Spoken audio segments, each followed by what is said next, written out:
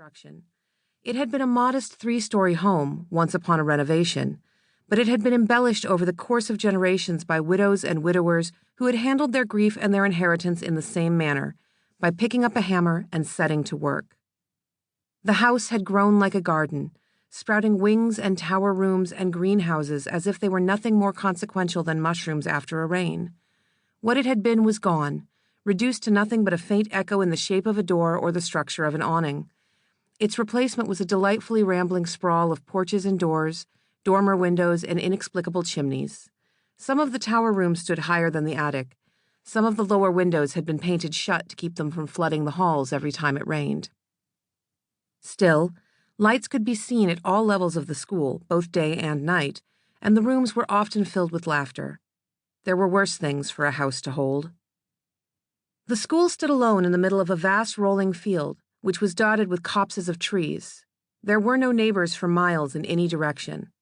Eleanor had inherited the property upon the deaths of her parents and had immediately tasked the family accountant with managing the bulk of her assets, giving him strict instructions to watch the land around hers for any signs of a sale. When he found those signs, he was to step in whenever possible to keep that land from going to market. No price was too dear to pay for privacy. Sometimes, even she wasn't sure how much of the surrounding countryside she owned.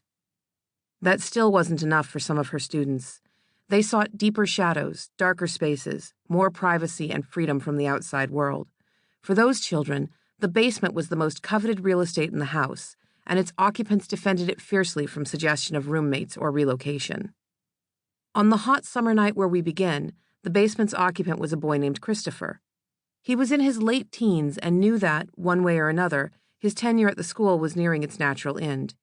Either he'd graduate and go home to parents who expected him to be interested in college, a career, what they called the real world, or he'd find a door of latticed bone and butterfly wings, interlaced with marigold petals, and he'd disappear for a second and final time.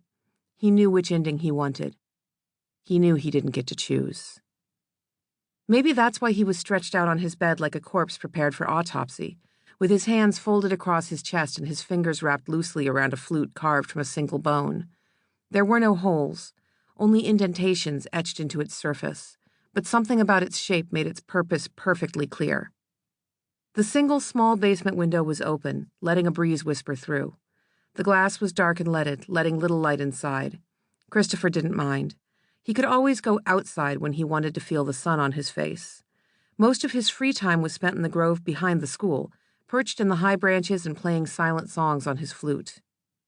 Sometimes the skeletal bodies of local wildlife, squirrels and rats, and, on one surprising occasion, a deer, would rise from their unmarked graves and dance for him.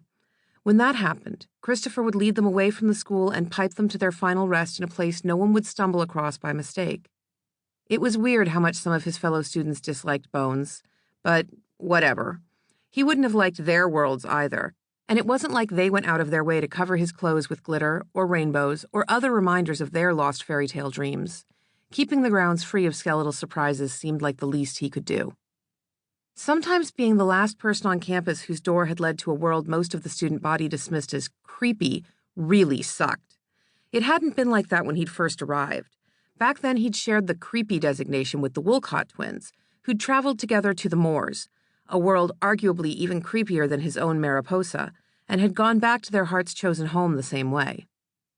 Jack would have appreciated his skeleton dancers. Jack had appreciated his skeleton dancers, on the rare occasions when she'd been able to take her eyes off Jill long enough to see what he was doing. Jill had always been the more dangerous, less predictable Woolcott, for all that she was the one who dressed in pastel colors and lace, and sometimes remembered that people liked it when you smiled.